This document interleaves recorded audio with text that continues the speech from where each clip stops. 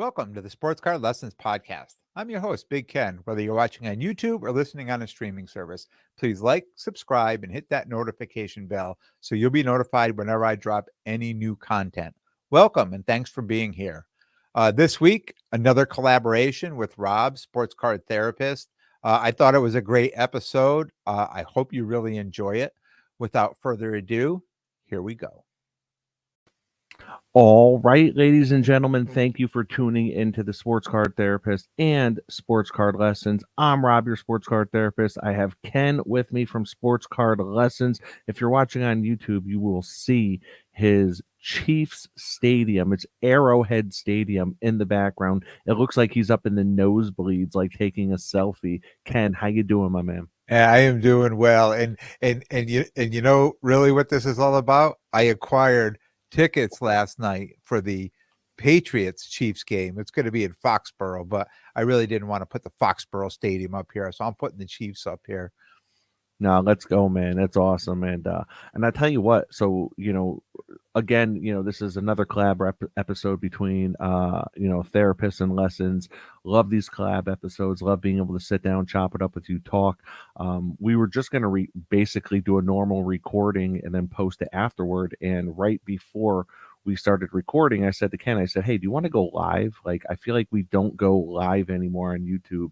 And I think, our trajectory as far as content has been very similar, whereas we've both really built the foundation for like our content through podcasts. So when it comes to YouTube, when it comes to video, I'll be the first to admit I really have not taken much time. I really don't pay any attention to my YouTube channel.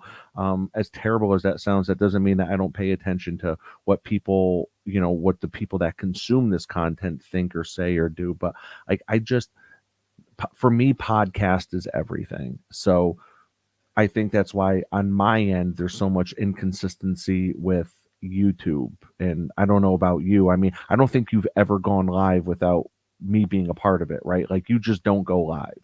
No, I don't go live, and I always would love to build my YouTube channel, but there's not that a lot I do on here but talk to the camera. Like I'm sitting here doing a Same. podcast version, talking to the camera. So, and most people I know, they turn it on, they will put it on the YouTube, right? And then they listen to it because I mean, I wouldn't want to watch me for half an hour or 45 minutes if I wasn't showing you anything, right? So, that's really kind of what it comes down to. No, definitely. And because I consume so much of my content through podcasts, there's people that feel the equal and exact same way about YouTube. They're like, I don't listen to podcasts. I'm not a podcast person. I put on YouTube. And even people that don't sit there and watch the YouTube videos per se, they still will put on YouTube in the car, right? They'll put on YouTube and they'll put their phone down, or they'll have, their GPS or Waze going through the phone. So it's not like they're watching the video while driving, but they still listen to YouTube. So Yeah. there's, I think there's, and the audience is just bigger on YouTube as well. But for me, I'm just so loyal to the podcast, the listener base. But I would like to see myself paying more attention to YouTube, because I have, we both have a lot of friends in the YouTube space, Sports Card Dad being one of them, just off the top of my head, but, and cousins are always doing their Wednesday night lives and stuff like that. So yeah. Yeah. I mean, what does it do? It creates great interaction, so that's what's, probably the best part about YouTube and what we do is we're not just when we're doing this now, we're talking to each other, but we've got a lot of comments coming in on the screen too. So we can, interact, with the people who are out there watching as well. Yeah, absolutely. So we have some comments. Jake and on his B-ball cards, what is up? He says, "What's up, fellas?" Mookie Chilson says, "I'm just glad Ken escaped the headless horseman. I love the background, Ken." So the headless horseman, is that like the Chiefs mascot? No. That was the one I was doing from, Oh, that was your back. Tarrytown there, Yeah, or yeah, yeah, Sleepy yeah, Hollow. Yeah, yeah. the Sleepy Hollow, and now we're here at the stadium. Yeah. That's awesome, man. And listen, I know both of us, we really like our content to be, evergreen, right? So we're not just talking about like hobby news, and shout out to the people that cover the hobby news because I love consuming that content personally. Mhm. But um but let's talk about Halloween for a sec, man. I tell you, having kids, I've fallen in love with the holiday of Halloween again, and that was your background, and I love that background. So when you and I did a couple collab episodes, I love looking at that Halloween background. Yeah. I probably one of my favorite, and it's really not a holiday, right? But one of my favorite holidays of the year. It always has been. Love Halloween.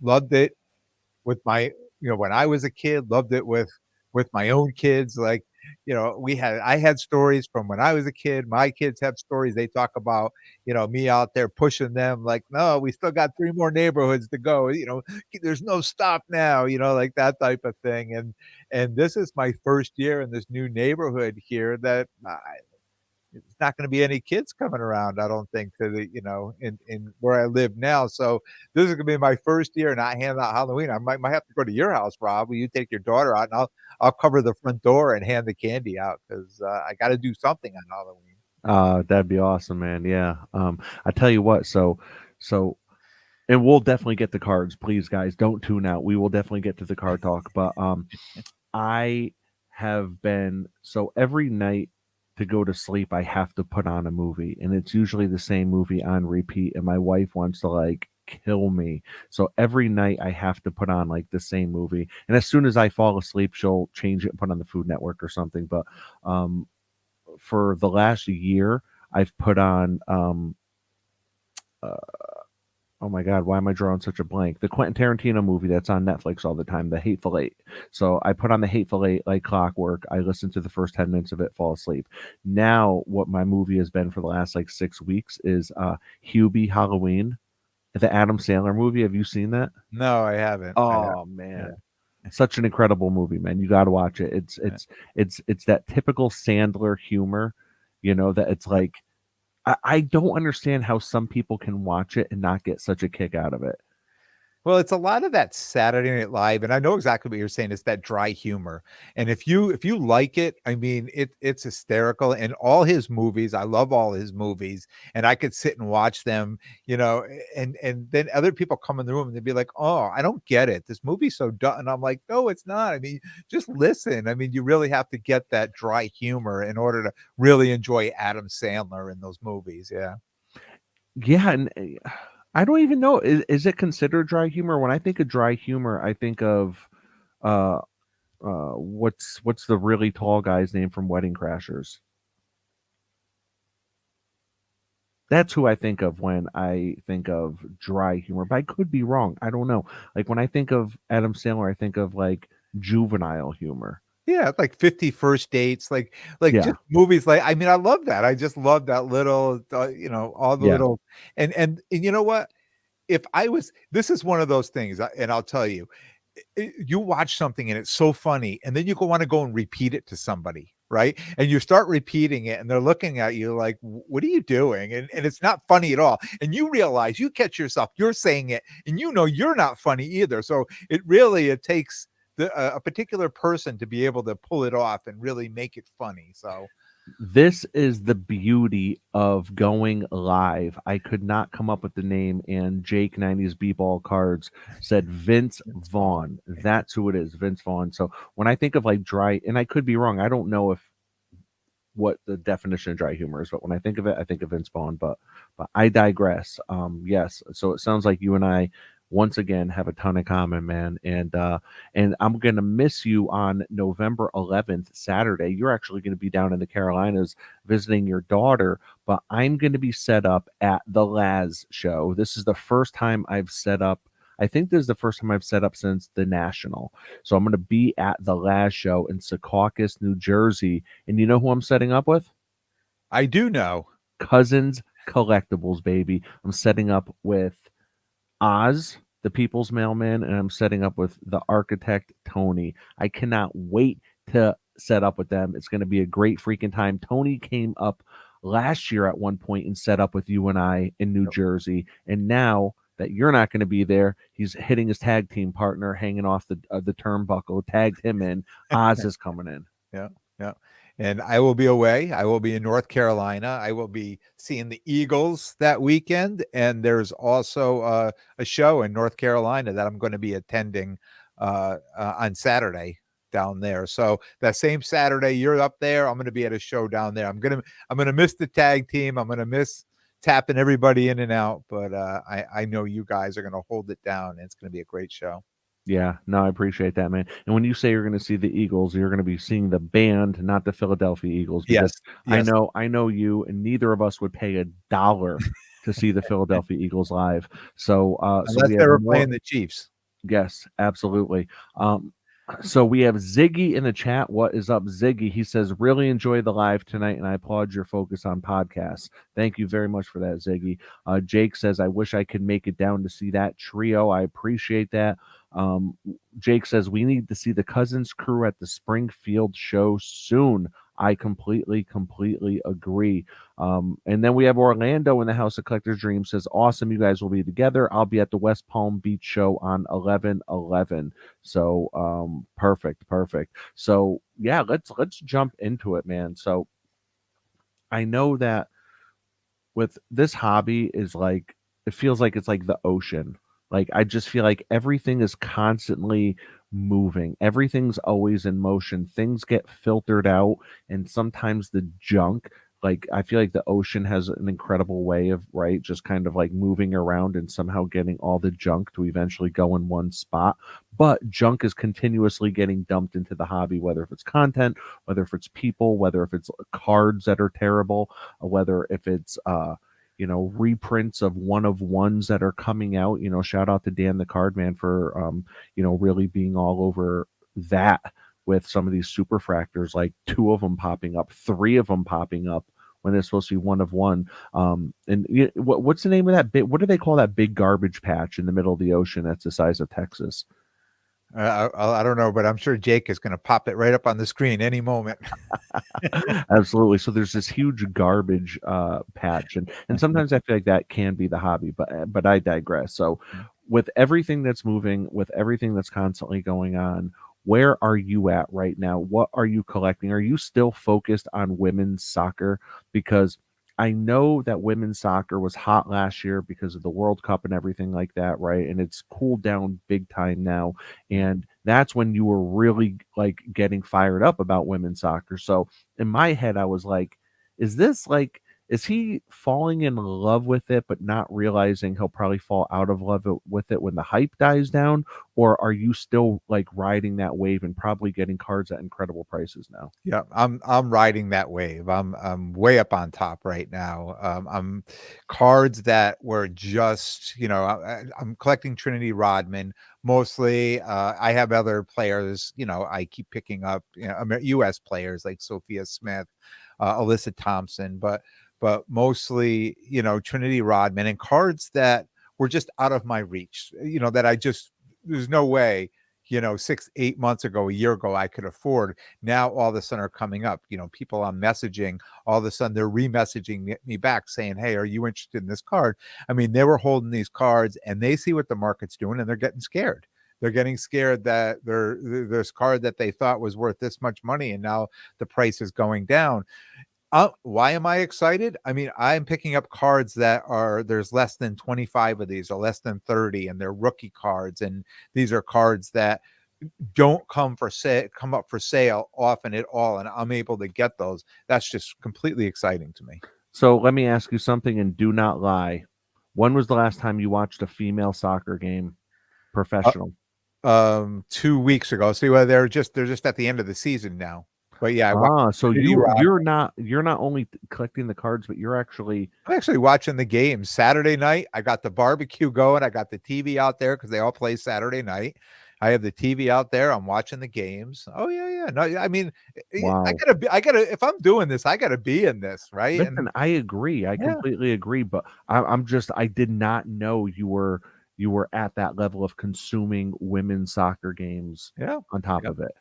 Yep, absolutely. And now, I mean, we had World Cup last summer, and now we're going to have the Olympics this summer. So even though like the hype had all dropped down, right? There's a lot of, product that's just being released right now from last year's World Cup. And now we're going to have the Olympics coming up, this summer. And I mean, I think the hype is going to go right back up again. Wow. Yeah. Wow. So so Ziggy asks a question in this chat right here, and he says, "Do you think this was the first year of multiple one of ones, or maybe the first year it was so bad in public? Like, why do we trust Hops? No one audits the cards."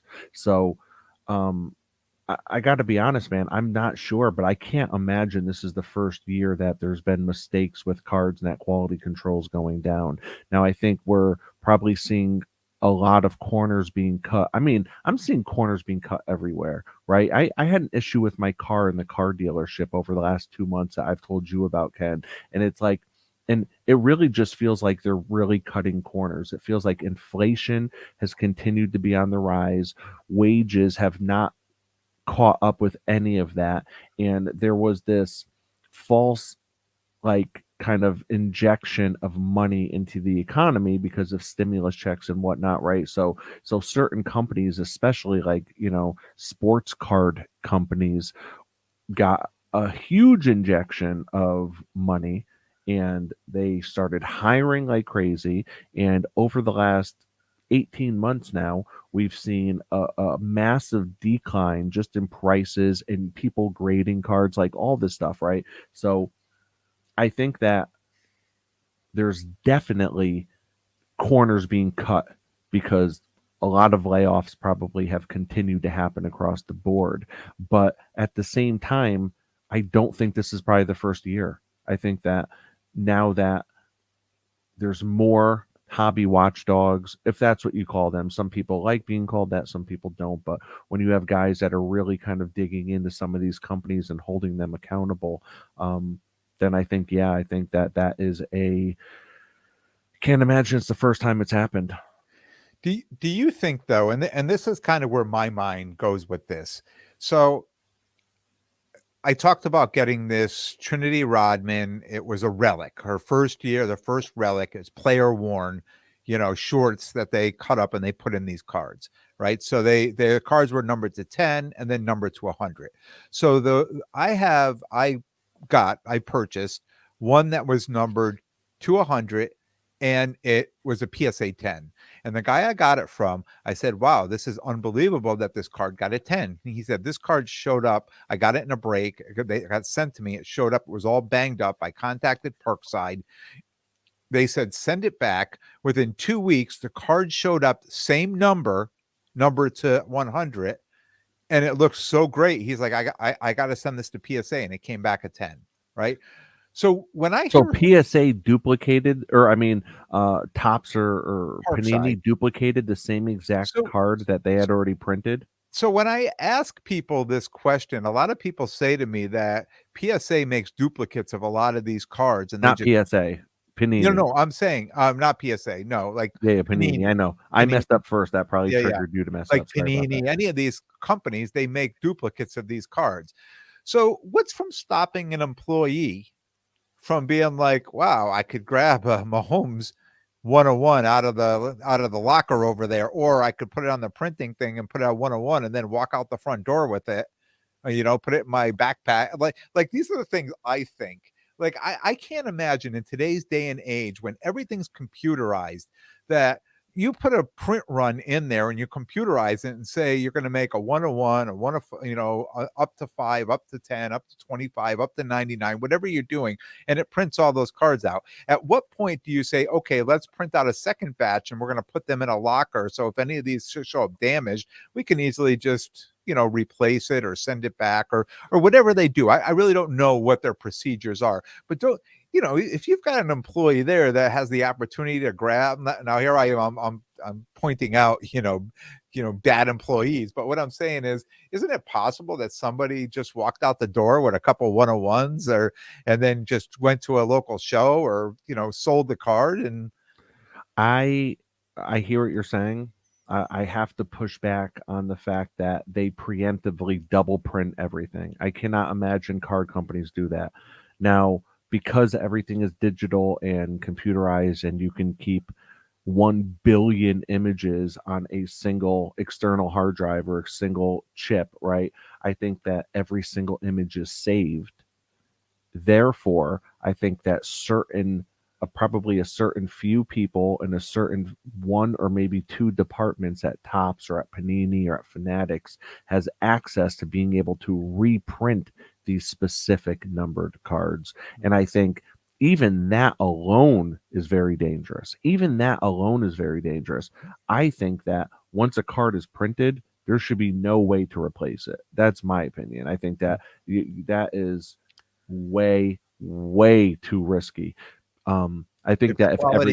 if everything was double printed, we would have known this a long time ago because duplicates would be all over eBay. That's all. We'd be flooded with duplicates. Now, I'm not saying that more and more duplicates aren't popping up, because it does feel like there are, but it seems like it's kind of a small problem and not a huge problem. Don't get me wrong. If I owned the Superfractor 1 of 1, It's a I would say problem. it's a huge problem if another one popped up. Could you imagine paying like 100K or 50K or even 10K for a 1 of 1 Superfractor, and then it's like, oops, Yeah, come to we got find out another someone one. in California or someone in Beijing Yeah, has but the I've same sat card. through. I'm telling you, I've sat through a lot of breaks, right? And when somebody, the breaker puts the card up and says, "Oh, this has got a dinged corner, a terrible print line," I'm going to send you the box with that card, and you can contact Panini and get a replacement.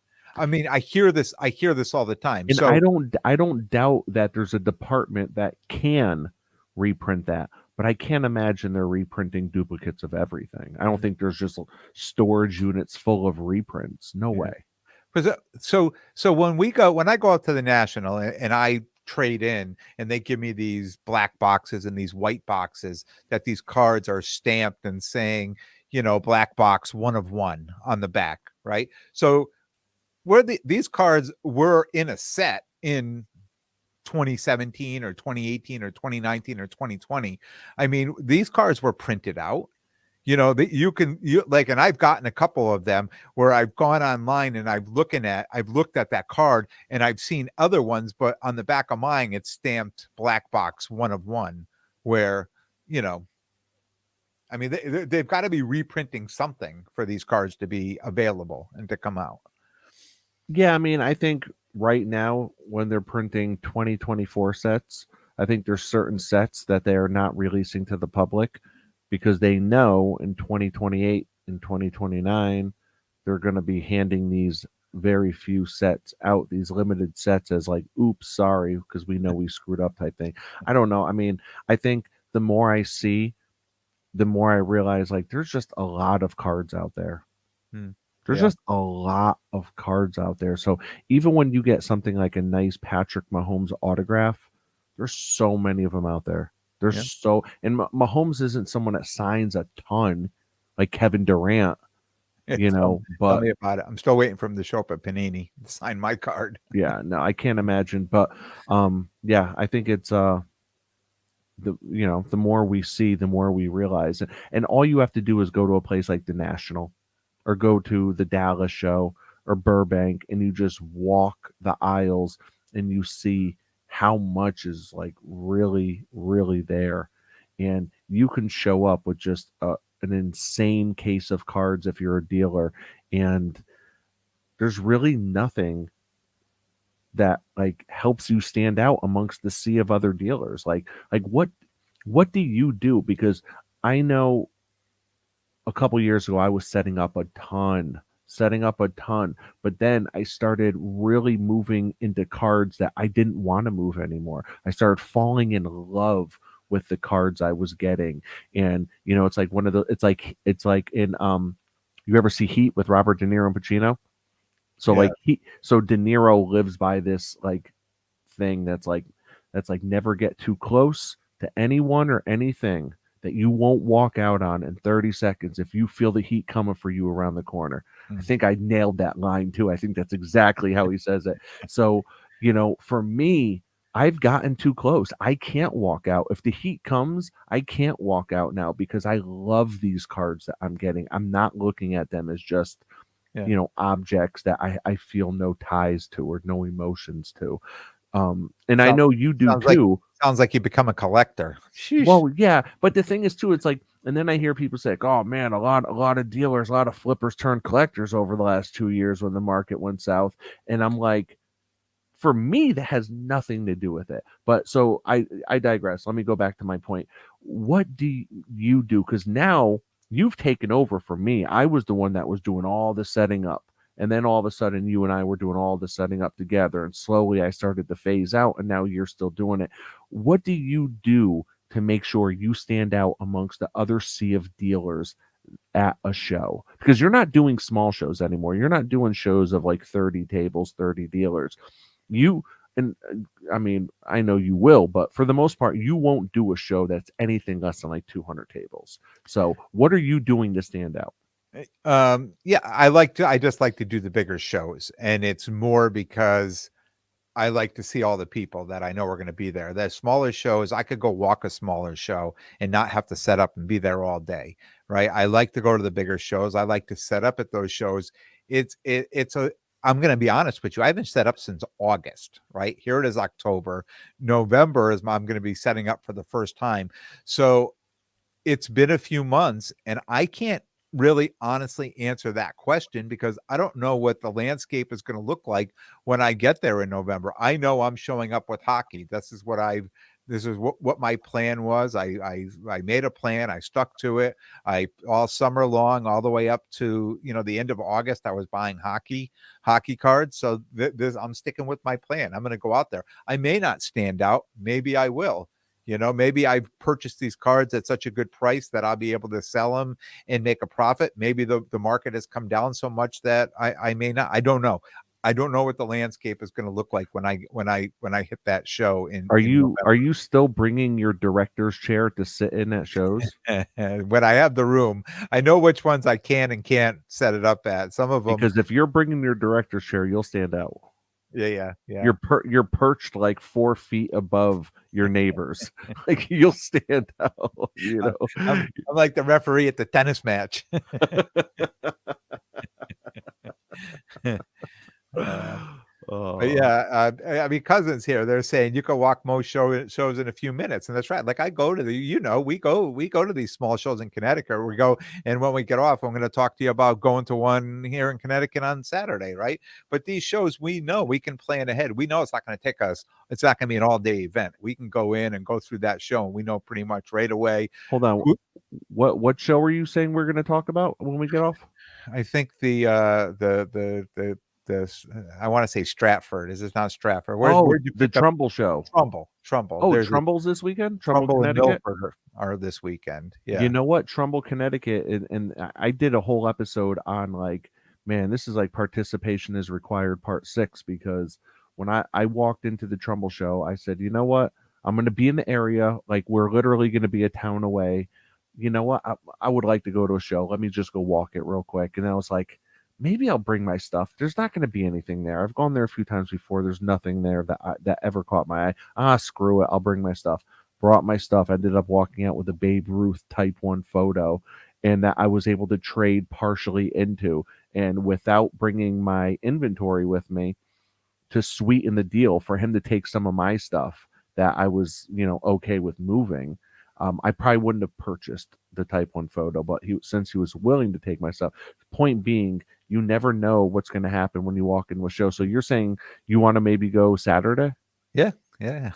Okay, I think I could probably pull that off. It's only like a 25-minute ride from my house, and Yeah, it's it's such a fine. small show. We Yeah. could be there an hour and feel like, okay, it's time to go. Yep. Yep. But that's the point. I mean, we could go in and get that all done. It doesn't.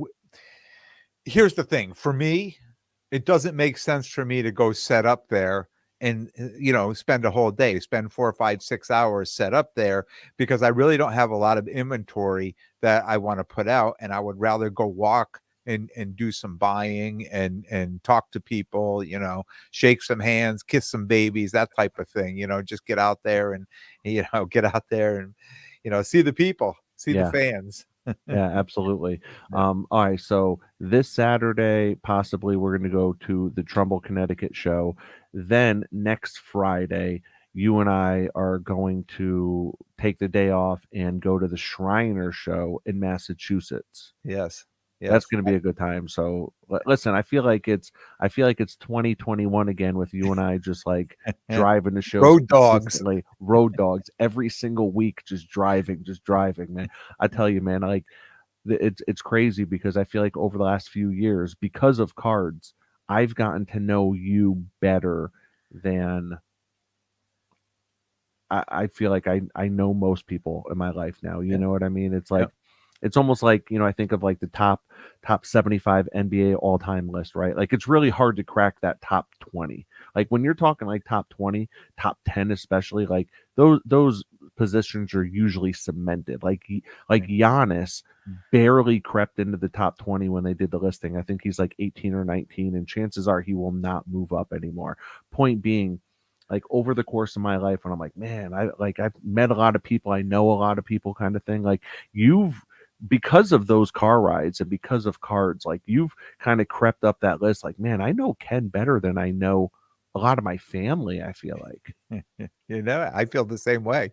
Like, so much about, and especially taking a car ride. And this is funny you should mention this because I worked with a girl who said, she was engaged and she went cross country from East Coast to West Coast, drove out to California, and then drove back to somebody and then broke the engagement off when they came back. And she met somebody else. And 2 years later, she did the same thing. They drove East Coast to California and all the way back. And then they got married 6 months later. And she said, I knew after spending all that time with this one person in this car that whether I could marry them or not. And they've been married 30 something years and happily married. So Well, it really says a lot about, I mean, we're not getting married, any, yeah, I hate to break it to you, Ken, but, but I'm not getting but down it on just one goes to knee show anytime soon. like how much you get to know somebody when you're in such a close space for a long distance, right? Yeah. And I can remember, by the end of, probably 2022, it was almost like we were starting to finish our own Each other's sentences. sentences. Yeah. So shout out to Tony for throwing us the alley oop on that one for sure.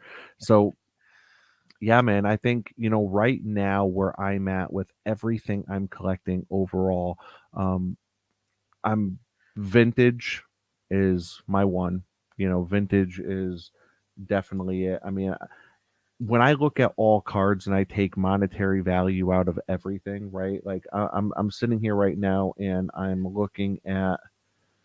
Let me see. I'll take two comparable cards. I'm looking at my LeBron Ultimate Collection rookie auto, which monetarily is one of my biggest cards. But then I'm looking at the George Mikan rookie that I have, and I just feel so much more for the George Mikan.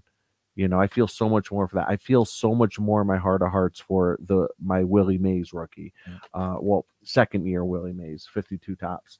So vintage is right there, and Eli Manning.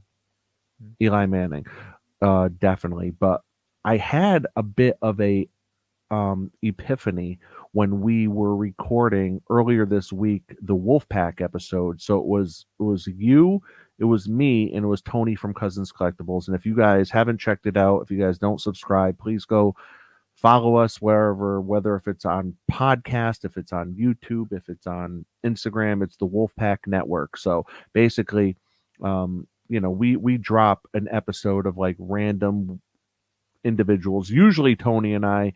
Ken was on this last week. Hopefully Ken's going to be joining us for some more. But anyways, we were talking and I was thinking, I think it might be time to move some of my lower end Eli Manning cards because behind me you could see these 2-row slab boxes. I probably have 4 filled boxes of all graded Eli cards. That's off the top of my head, I want to say it's probably 250 to 300. It's a lot of Eli. And the thing is, a lot of them are just like, it's me hoarding Eli. A lot of them are, maybe some base rookies or maybe, or, I don't know, a copper out of 249, like stuff like a blue out of 99, PSA graded stuff like that. I would move in order to get some of the bigger Eli cards because there are some, I have some pretty nice Eli cards, right? But I'd consider them maybe like Swordfish or Marlin. There are some whales out there. I do not have the whales. Yeah. Okay, I'm talking like Superfractor 1 of 1s. Yeah. That go from anywhere from 1,000 to 20K, Yeah. depending on who's holding the card, what their ransom is that they're asking, and everything. But I'm thinking like, if and I have a lot of different player collectors graded cards. I have a lot of Shaq cards, a lot of Shaquille O'Neal. I never talk about that. I have a lot of Jeter, never talk about that. A lot of Don Mattingly, never talk about that. Like that, I just like I buy up a lot of their stuff and I just hold it. So I'm thinking like, do I want to start maybe liquidating some of those things and going and start to go after the big pieces?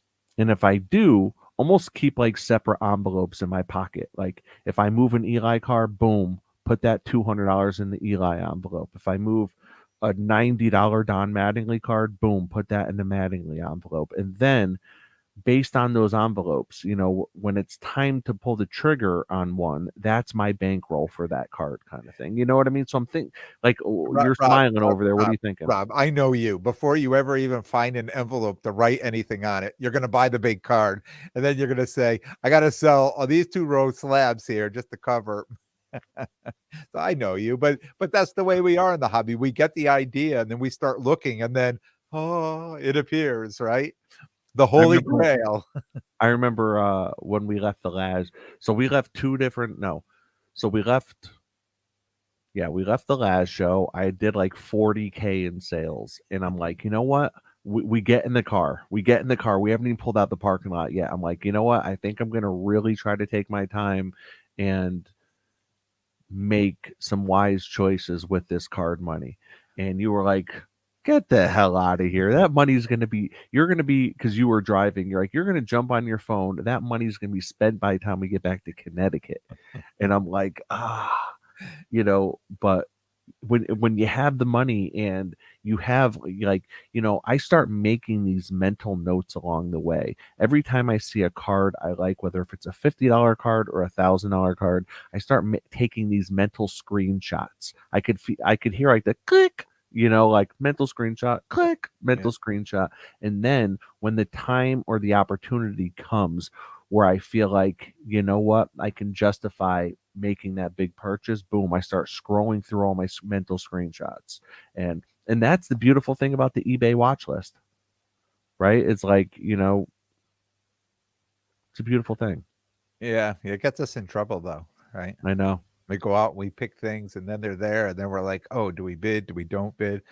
One of the things, and we talked about, we also talked about this on the Wolfpack episode with Tony was, like I was thinking, I have the Mike Tyson, that purple PMG, like maybe looking into that set, and I've seen a few of these cards come up, and the problem is they show up on eBay, and even like the Rory card that it was like $78, and it was a 7-day or a 6-day auction. It never even broke $100, right? And then it's an hour before it's up, and it goes straight to $1,000, and then 5 minutes before it goes right to 13, and then you're like, oh, okay, so I'm done. I mean, all of a sudden the card's selling for over, public auction is selling for over what it's valued at. So, if I'm going to do that, it can't be on eBay, and it can't be, favoriting things. I'm going to have to go out and put the legwork in and find this at shows, or find these on story sales, or people who are seriously want to, move these cards for what their current prices are. If they're, I mean, sometimes, and we talked about this today earlier. I mean, sometimes people, they just don't want to sell the card, even though the card prices come way down. They may just take that card and go put it in the closet and say, I'm just going to leave it there until the prices come back up. And if they never come back up, I'm just going to hold on to it. Right. And I understand that. I do that myself with some of my cards, Well, and that's one of the best parts about going to shows. Like, I hope, regardless of what happens, regardless of what the hobby looks like 10, 15 years from now, I hope that shows continue to thrive. I hope that shows continue to be a, a resource for collectors, for dealers, for flippers, for sellers, whatever the case, because we can sit there and throw up our bids on any auction site, right? But it hits different when you're in person. When Yeah. you're in person and you're dealing with someone, it's just a little different because say that person that had that Rory McIlroy PMG, purple PMG, 2013 Upper Deck employee exclusive. Say the person that had that sold that on eBay. For all we know, that thing was shilled, and for all we know, it didn't sell. And the seller is like, I just want to sell this thing. This is the second time in 6 months I tried selling this. Both time it's been shilled or it wasn't paid for. I'm going to bring it to a show, and then you go to a show and you can really start to feel people out, because I think with the conversation from the last couple months around shill bidding, and there were certain personalities in the hobby that got caught shill bidding, that brought up the topic of, like, if comps are being consistently or even somewhat consistently shilled, even if it's only 1% of the time, which we know it's not.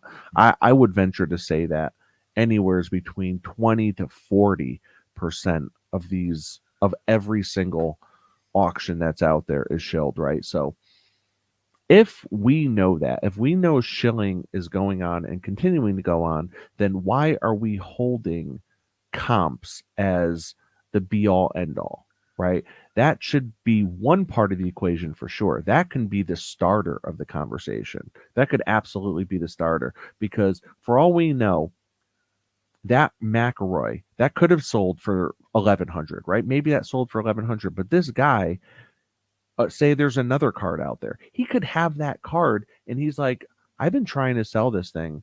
No one's buying it. No one ever offered me $1,100. I would put it up on eBay, but it's a risk. I'm going to see what I can get at a show. And then he comes across someone like you, and it's like, you know what? Yeah, I'll take 800 for it, no problem. Yeah. So it's about so much more than the comps, right? Yeah. It's about how motivated the dealer is, or how much they aren't motivated. And if they're high on it, it's about how motivated you are. You might go pay over the last comp for it because you want it bad enough, or you might be like, I really don't want it bad enough, but if the price is right, I'll get it. Yeah. So And I that's may why say, going to shows is so imperative. yeah, I may say too, hey, I got a few of these cards here. Maybe you want to do some, cards and cash, trade and cash type of thing too, which would get people motivated too. So a lot, I mean, I say this all the time. A lot of great things happen at shows. I mean, it's so hard to buy online, even if you're on Facebook or you're on Instagram. If you don't know the people, I mean, you don't even know how they're feeling. And sometimes people will say, will message something, and you're going to accept it how you think in your head is how it comes out, but it may not be nothing like the person meant it when they said it. So it's difficult, I think, to really negotiate properly, unless you're in front of somebody at a show. And being a buyer too, on the other side of the table too, sometimes when you get that in your hand, you're like, I don't want to let it go. So if it's going to cost me we're talking about getting a better deal, right? But you may pay a little more. Just say, you know what, now that I've got this in my hand, like on eBay, I'm like, I'm not paying 1,100 for that card. But I may be at a show holding the card saying, you know what, I think I will pay 1,100 because I really want. So a lot of different things, a lot of different scenarios. Yeah, absolutely, man. And there's something amazing. There's a rush that you get from negotiating in person, right? Whereas if I'm negotiating with you through Instagram DMs, this negotiation could take all day. Like, literally, it could start in the morning and finally we come to the conclusion at nighttime. Like, people can really, really take their time. That's why if you're going to a show and you're going there to make deals, you better know what you're doing. And I don't just mean how to look up the last comp. Yeah. You Yeah. better know the trend of that card that you're buying. You better know that if it's the right time to buy that card or if it's the wrong time to buy that card. Because if it's, if it's August and you're looking to buy a Trevor Lawrence card, going by the last comp, you better understand that it's very, very likely that card's going to fall off a cliff. Yeah. It's You probably going could to be be a down. Jacksonville Jaguar fan and saying, I just want the card. I don't care where the price goes, right? Absolutely. But for most people, they're buying to flip it. Yeah. Yeah. So, all right. Well, sounds like we might be going to Trumbull, Connecticut this Saturday. Yep. Sounds like we might be going to the Shriners show next Friday. That's up in Massachusetts. Yep. Sounds like I'm going to be set up with both cousins, Tony and Oz, in Secaucus, New Jersey, November 11th. Mhm. Sounds like you are going to be set up at Foxborough, right? Yeah, I'm setting up at Gillette, and I made Gillette. some executive decisions today. I'm just going to set up Saturday at Gillette. So I had some Mohegan points that I cashed in to reserve a room for that Saturday night. So I'm going to drive up to Gillette. I'm going to do that show, and then I'm going to drive back to Mohegan, stay over there. I'm going to walk the Mohegan show on Sunday. Wow. Yeah. What's it like to be Ken? What's it like to be Big Ken? Because and then I'll even maybe be home to watch, by 4:30 to watch football. So get ready on. In the words of Tony from Cousins Collectibles, what does Ken have to do? He's retired. What does he have to do besides watch The Price is Right every morning? Oh my God, man. So far from it. You come spend the day with me. You see how busy you call me and you hear what I'm doing. Oh yeah. No, I tell you what, every time I call you from the car, you're in the car. Yeah. We're always in the car. So Yeah. it's a beautiful thing. Yeah. So yeah, thank you very much, guys, for tuning in. Rob, sports card therapist, Ken, sports card lessons. Great time as always. I'm sure we're gonna really what we try to do is every 2 weeks we try to jump on and have a collab episode. So regardless if I drop 1 or 2 for the week, and chances are we're going to have a collab episode. I know that I'm going to have the roundtables. I pretty much have all the roundtables all set up. I'm just finalizing the guests for all the roundtables. So that'll be coming up. I would imagine probably all December. So Nice. And that, the roundtable month of December, a full month of roundtables. yeah, Nice. looking forward to that, man. Nice. Looking forward to that. And I'm gonna steal it from you. I don't know if it's gonna be December, but I'm already planning out a few roundtables myself. So let's go. Love it. All right, man. Well, everyone, thank you very much for tuning in. Appreciate you guys, those that are watching live, those that have been lighting up the comment box, and everyone that's listening through podcast. I appreciate you. Don't forget, take care of yourself and your collection. Oh, I didn't know if you wanted me to finish that for you. And until next time, be good to yourselves and everyone around you. Take care, Rob. Thanks, man.